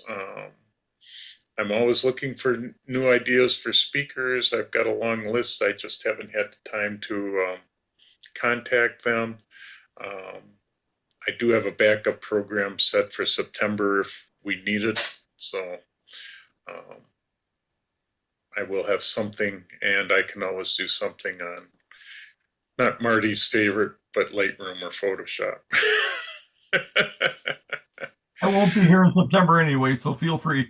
Oh, okay. Then I can always do that because they have brought out so much new stuff in Lightroom and Photoshop. It's probably getting time to talk about some of that. And there's so many nice new things that Lightroom and Photoshop are doing. Just like I want to bring, I think I'm going to bring back Chris for On One and see what he can talk about. He's had some interesting ones on One and some of the more creative aspects of it, and I think that might be a good one. And I see that they're introducing yet another iteration of their noise reduction tool coming up, so that'll be interesting to see. They showed comparisons from the 2024 to the new one that they're going to work in, and it just takes another step further yet. So yeah, and probably a discussion we may get into is all the stuff with photo credits for AI starting to pop up. I know it's up on Photoshop and Lightroom, which I've had a number of people run out of photo credits to be able to do AI processing. I hear On One, I believe, is going to that as well for some of their AI stuff, if I remember right. they've already got kind of a split system. They've got some free AI tools for regenerative and whatnot, but then if you want to take it a step further, yeah, they've got a kind of a paid program for that already. Yeah, because I had one customer, he had 250 credits and he was reworking a whole bunch of photographs, and he looked and he was down to 3 credits left. And the only option was to spend $10 a month to pick up an extra 1,000 credits. And so I'm trying to research that a little bit more. I haven't run into that problem. I get the full Creative Suite from Adobe, so I get 4,000 credits a month. So I never seem to run out. But So that's something, I've seen that, but haven't delved into it. So what's going on? I mean, anytime you use an AI feature in an Adobe product, you have to use credits. Is that what? when you use certain when you use the generative AI and stuff that does the more complicated, it doesn't seem to be in the remove tool. It is in the generative stuff where you're adding to the screen, adding to the image, or adding items to the image, and that it takes a credit every time you do that. If you generate say a penguin in your picture, that takes a credit away, and you get 250 credits when you're on the standard photo setup. 250 credits for how long? Forever or for per month? Every month you get 250 credits every month, but they don't roll over, so you lose whatever you don't use. And you go into your account and you can see how many credits you do have left. But if you're doing a lot of photo editing and a lot of AI type stuff, you can go through credits pretty quick. My customer, yeah, I don't know what he all did, but yeah, he burned through 247 credits in less than a month time. So now he's waiting for that to roll over. But I'm trying to fully understand it since it doesn't affect me as much, and I'm doing more research. So I'm gonna hopefully. So if I've got the photographer's package, can I buy more credits? You can buy more credits, but they don't make it very easy to do. But then they probably don't roll over. What they end up wanting you to do is, at least what I read, was that you buy a monthly subscription to Firefly, and that gets you 1,000 credits. Firefly looks interesting. I was seeing a promo on that, and yeah, it's only a $10 a month program, but it's still $10 a month, and that then those 1,000 credits carry over to Photoshop and Lightroom. So interesting. yeah, so I'm trying to see, because there's got to be a better way to be able to buy more credits, and I haven't quite found that yet. Adobe, as much as I like Adobe, this is a very frustrating thing because they don't make it very clear on how it's working. And I understand sort of why they're doing it, but still, and Adobe's not the only one doing it either. On1 has a system now, and I don't think Luminar has gone to it yet. Not that I've seen, no. Yeah, but this is the next new way to get a few more bucks out of everybody. So if anybody's worked with Firefly, I'd be interested in hearing or seeing some of the things that they did. I use it. I use it to generate a lot of different either art or stuff, and you can create all sorts of different. You can create a whole picture just out of Firefly. So it's an interesting program. It's basically designed to create photos from words, and I create parts of photos that I'm going to bring into my regular photo. I use it more for when I'm putting a brochure together or something like that, and I say I need a pirate. I just type in a pirate doing such and such, and it pops out a whole series of pirates for me. I can then download those and use them in my brochures that I'm working with. Well, you can do that in Photoshop too. You can say add pirate. Yeah. Firefly just is a little more dynamic than what Photoshop was. And for me, I go back and forth. A lot of times I'll just try to do it in Photoshop, and a lot of times I can do it just in InDesign now has it as well. So that's all that stuff that's in Photoshop is in Firefly, basically. So okay. It's interesting. Let's see. Apple has its image playground, or if you're on iOS 16 or better, which does pretty much the same thing too. I've dabbled in a little bit just to see what it does. So there's other programs out there too doing it. Yeah. There's a lot doing it. We got Joe Higdon that asked, has anyone seen the latest info about DJI and its entry into the mirrorless market? I gotta admit, I didn't see that part. Yeah, I'll comment on it a little bit. First of all, DJI owns a controlling interest of Hasselblad, which is why they've got such great cameras on their drones. But I'll just add this: as of right now, with the way that our government is treating DJI, it's not really going to matter whether they come out with one or not, because we're not going to be able to buy it here in the United States unless some miracle happens. They're hell bent on doing away with any access to DJI products here. So, yeah, they were certainly working on it, but whether we'll ever see it here or not is going to be a whole nother question. Huh. Interesting. I hadn't been. I knew DJI and Hasselblad were working together because I saw the Hasselblad camera. And not just working together. DJI owns, like I say, a controlling interest of the company. Yeah. That happened probably back in like 2017 or 18. Yeah.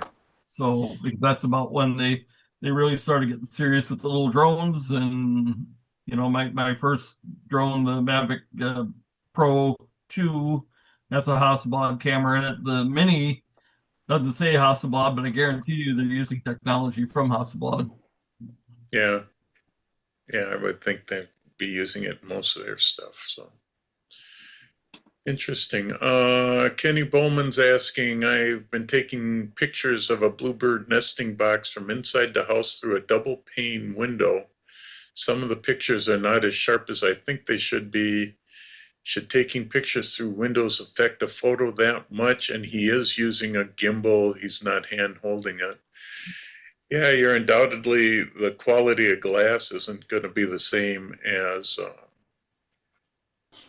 photo lenses, so it's probably going to drop it a little bit. Dehaze might help. Yeah, dehaze and clarity might both help it.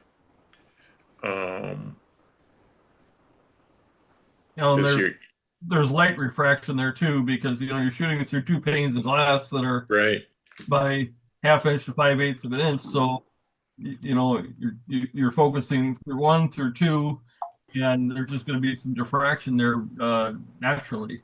I don't know if you can use like hyperfocus to kind of get around some of that. In other words, you almost got to focus out beyond what the camera. Yeah, you're gonna have to manually focus, I guess, and not rely on the autofocus, because the autofocus is going to pick all that up.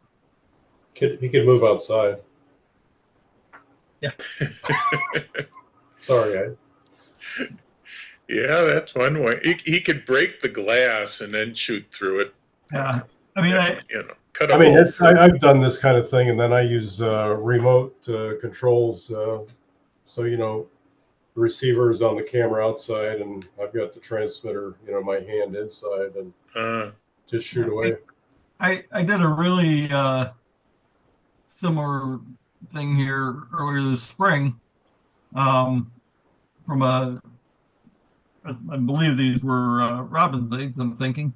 This is straight out of my, well, I think I did this with the iPhone, but right out of the camera. It's only single pane. I did clean it up quite a bit, but it's still ever so soft, no matter what just because you're just shooting through low quality glass, and you're just not going to have the same results. Yeah, it could be getting a little bit of reflection, maybe.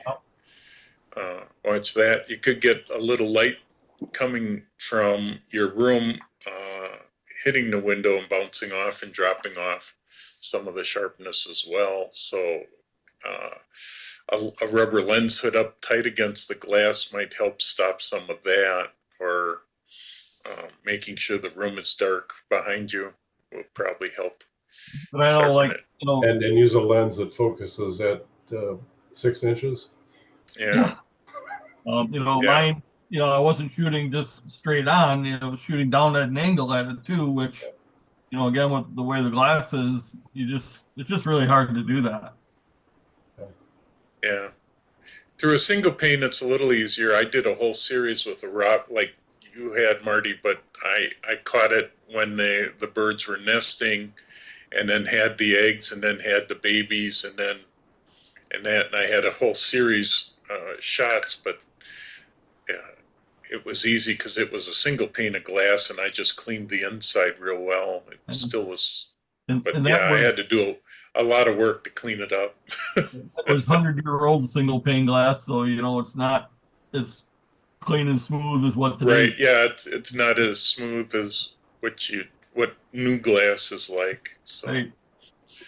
um, so any other questions? Yeah, By the way, that worked. great. I just did that. iCloud. I turned it off and it disappeared. The one folder I had on here. So then I went on to iCloud and I found it and dragged it over and just moved it here. So I see. Okay, so thanks a lot for that tip. Yeah. Yep. That was driving me nuts last night because I was tired at 1 o'clock in the morning too. So I'd been playing with downloading Topaz and 365 and all that kind of crap, trying to get all that stuff up to date. So now I just got to download all my paper profiles and I should be good. Yeah. No, it does take a lot of time to do it, but going from Intel to the M series Macs, you have to do it because I found there's a lot of them glitch out on you. Yeah. So Yeah, the folders look different too. I have a mail account on the one computer. The whole layout looks different than what it had on my older computer. So whatever. So yeah, you can change that too. Yeah. probably.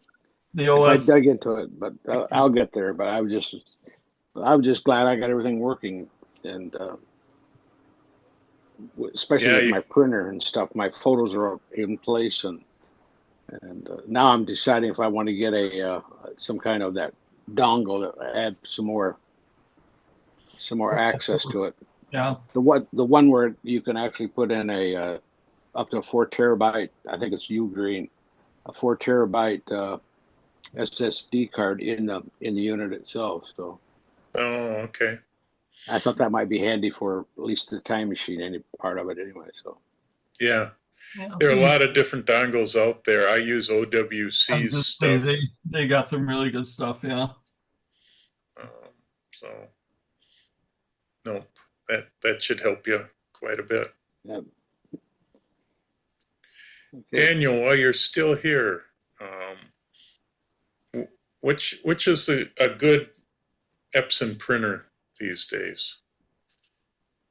So last one I had was a 3800 and a 7800. Yeah, so the two sort of desktop variants that most people can handle are the P700 or the P900. Okay. 700's the 13-inch, 900's the 17-inch. The 900 has bigger ink cartridges, and if you print, I think I figured it out. It was like more than like 8 prints a month. You'll pay for the price difference in the printers on the ink cost after 3 years. So it's absolutely worth getting the bigger printer for the bigger ink cartridges. Now, if you got the space, see if I can show you. It's sitting over there, the big one on the corner there next to the shop vac. It's 5370. Yeah. So it's a 17-inch printer, but it has a cutter in it, does full roll, and its ink cartridges are 200 milliliter, I think. And so, and it's the footprints what kills people, like because it's, I think it's 1900. P900 is like 1200 or 1300, and it's another one like to have the cutter on a roll alone. Yeah, and I'm used to that with the 7800 that I had. So, running 24-inch paper was great. Yeah, to replace your 7800, you're into the 7570, which is an amazing printer. Big old fat print head. It prints blazingly fast. But yeah, and you're into, a lot more money now. Yeah. I'm downsizing because I'm not printing. I used to print for other people and that, and so that's why I had a 7800 and a 3800. My 3800 just finally died. Yeah, so in that case it'd be the P900. Yeah. Okay, that's what I was thinking. Along that lines, I have a real old one. I have a 2880. And that sucker's, it's still working though. Trouble is, I'm trying to can't find the inks anymore. Apparently, Epson stopped making them or something because of both photo supply places. I've always worked with, they said they can't get them anymore. So I talked to a dealer that sold me this one, I don't know, 15 years ago, whatever it was. And he recommends the P700 because he said they've had a lot of issues with that P900.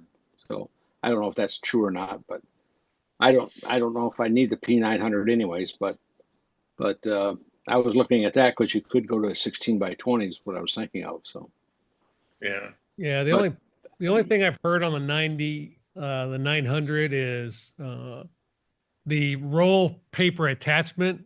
Every once in a while, somebody has to get a second one of those because there's something about the way it connects with the electronics. But that's the only real issue I've heard. And it's outside of that, it's people who've never had printers before. So it's all the same complaints of anybody who's got a pigment-based printer, like, oh, I have to clean the nozzles, and Yeah. oh, it gets grouchy. You know, the paper gets, I have to manually feed paper, and I'm like, Yeah. yeah, welcome to Yeah. printing fine art paper. Like, Yeah. Yeah. Well, that's this life old with a 20 fine art printer. yeah. So This 2880 has been going like a trooper, and I don't feel I need to print it anything for. I've sometimes gone 2 months without printing, and I've knock on wood here, I haven't had a clog yet. So yeah, well, and that's the piece with printers. I got a 44-inch 9570 over there. I forgot, it's like serial number 500 or something. It's one of the early ones they made. Yep. The school I teach at bought one 2 months after I got mine, and they had nothing but problems with theirs. They had to replace the print head twice and a carriage return or whatever. But that's the thing about printers. They're like computers. You get a good one, you can drive it into the ground for 15 years. Yeah. You get a normal one, you get 5 to 6 years out of it. You get a bad one, you get a year out of it. Like, and it's just it's the nature Luck of of the draw. electronics. But yeah, you get Luck a of good the draw. one, they go forever. Yeah. Yeah, that 3800 of mine, that's almost as old as the 2880, but it was model up. And I mean, that sucker was a workhorse until it would only print half a print and quit. Yeah. And I think that was that- a print driver problem. Yeah, I think the 3880 was one of the best printers Epson's ever made. Yeah. And the heads never clogged on this thing. It always worked pretty decent, but I know the newer ones are gonna, if you don't run enough paper, you're gonna run into problems with them. Yeah, and all I do is in the studio because I mean I'm kind of I print a lot when I'm printing a lot, and then I'll go for a while. But I just run a nozzle check once a week every Friday. And that's Okay. just it's it's minimal, the least amount of ink you can put down on the paper basically, Yeah.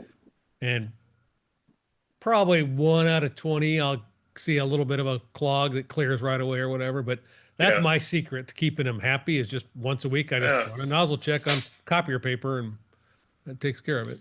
Never thought about doing it that way. That certainly would be the problem.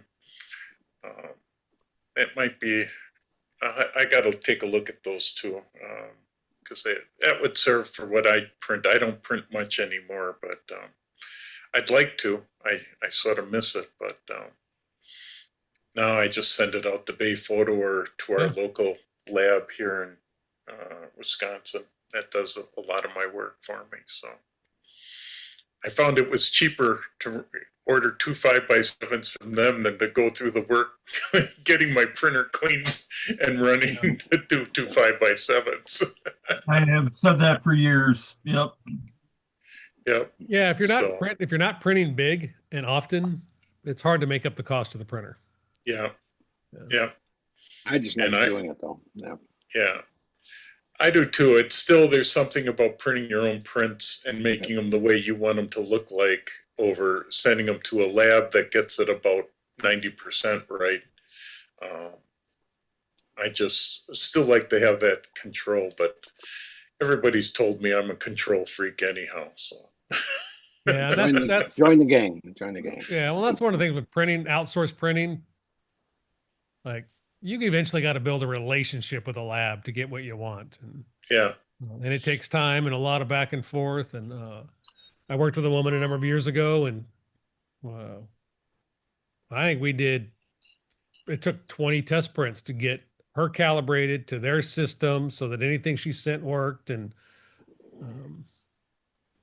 Blaze I think out of Connecticut, but Blaze has got great printers, and you can get them on the phone and get a test print. And this is what I'm seeing. This is what they're seeing. But you almost Yeah. need that if you're trying to get that level of control. And for most people, they don't even know what they're looking at and they don't care anyway. So it was Right. perfect for them to go off and get a quick print. And for me, every print that comes in that's not mine, I'm like, that's a little off. And and I can reproduce the print here on the same paper. So I know, it's just a difference in setting and calibration. So Yep. Yep.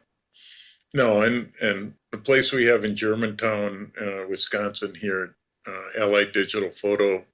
Yeah, I have that where I can talk with him and we both talk the same language and we can get it printed identically if we need to. And I'm just doing regular stuff. A lot of times I send it to Bay Photo and they do a darn good job with it, but it isn't what I could do if I printed it myself. But yeah. No, well, thanks. I just wanted to make sure because I haven't been following Epson printers that much since I haven't needed one for so long. Yeah. I go, those were the two that I were actually looking at. So I just have to dig up some space here to get them into my computer room. I'm sort of a lot tighter on space than where I was before. So Yeah. So any other questions? Well, all right. I see Brian said, thanks everyone. I got to start laundry. I wish I would have known that. I'd have got mine over to him. Yeah. My laundry day's tomorrow, so that's easier. But thanks everybody for coming. We'll see you again next month. And we'll go on from there. Thanks, everybody.